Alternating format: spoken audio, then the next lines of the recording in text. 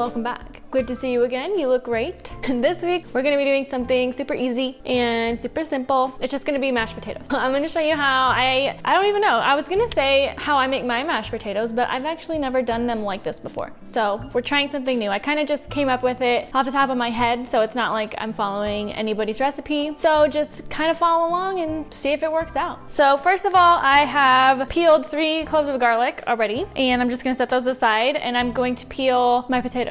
And I am using Yukon Gold potatoes. They're my favorite to use for mashed potatoes because of the texture is like really soft, and it's not like grainy at all. It's really smooth. So we're gonna use those. So now that I have them all peeled, I am going to just give them a quick chop. You do want them to all be the same size so that they cook in the same amount of time. I like to keep them fairly small because the smaller they are, the faster they'll cook. So I'll do probably like a quarter on this one, and then I will cut the rest of them to be about that size.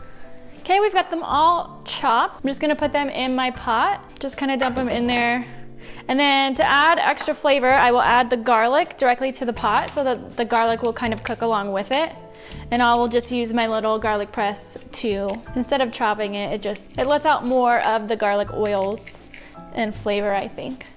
Okay, so the garlic and the potatoes are in the pot, and now I'm going to, normally I just cook them with water and I don't put the garlic in the boil, I put that in afterwards, but I figured I wanted it to cook with it a little bit, and this time I'm going to be cooking it in chicken broth. I've heard it gives it extra flavor, so I want to see if that works. So I'm just going to pour enough in so that it covers up the potatoes, but I mean, honestly, I don't think I have to put that much in because I'm going to be covering it with a lid. So anything that's not under the water will still cook. So I think I'm just gonna leave it like that. Then I will cover it with my lid, like I said, and I'll just put this on the oven until they are done. I have no idea how long it takes. I'm gonna guess somewhere between 10 and 20 minutes, but who really knows? I feel like I never know, so we're just gonna stick it on there. So once those potatoes start boiling, I will set a timer for 10 minutes and then I'll come back and check on them and see if they're ready. All right, so I let those cook for 30 minutes. I checked them after 15 and they were still pretty firm, so I let them go for another 15 minutes. And they are perfect. They fall apart when you stab it with a fork, so I feel like that is the perfect level of doneness. Is that the term that we use?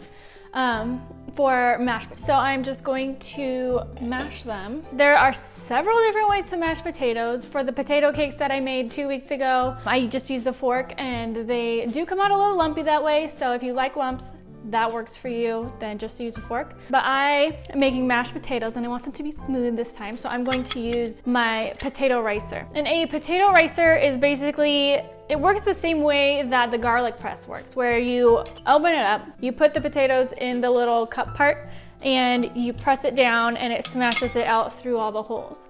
So if there are any lumps, they're really small, and if you run it through a potato ricer twice, you will literally have no lumps, especially if you've cooked the potatoes long enough. So I'm just gonna do that right into this bowl over here. And then I wanna try to get the garlic in there with them, with the potatoes, so that that flavor stays in there. I mean, I know it's in the broth and the potatoes have been cooking in it, but can never have too much garlic. I always feel like I'm playing with the Play-Doh hairdresser when I'm doing this.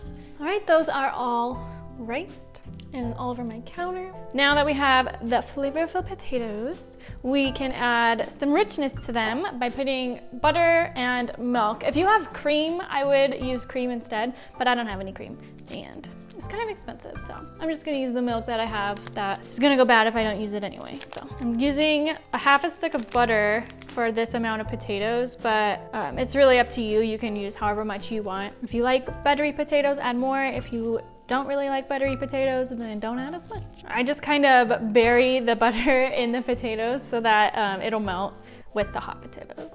And then for some extra flavor, I want to add in some parsley, and you know I like the little pop of green in there. And then we will sprinkle that with some salt and pepper also. Check my butter, see if it's melted. It's getting there.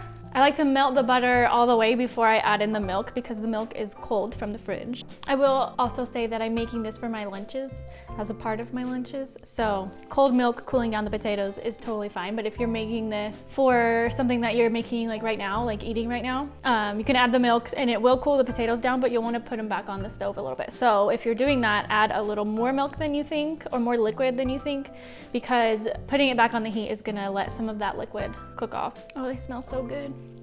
So as you can see, I've added a little bit too much milk, I think. It'll probably be fine, but if they get a little runny, seriously, just pop them back on the stove and you can evaporate off some of the liquid. And then always taste as you go so you can have the right amount of salt. Not too salty, not under salty, so make sure you got the right amount. And that is that. I did save the rest of this chicken broth with the garlic in it because I'm also gonna make some boxed stuffing. It's right here on the counter. That's gonna go along with it in my lunches with some chicken. I got a rotisserie chicken that I'm just gonna cut up. And then I also cooked some sweet potatoes. So that will go in there too. I know it's a lot of carbs, but it's what I want, okay? It's fine. I'm an adult, I can make my own decisions. So we're gonna put the stuffing in the broth and then cook that up. So it'll be extra flavorful also. I hope you liked this video, this little baby tutorial on how to make mashed potatoes. If you liked this video, go ahead and give it a thumbs up, hit that like button, and don't forget to follow me and subscribe and hit the little bell if you're on YouTube so you get notifications and all of that good stuff. I will see you again next week for something new. See you later.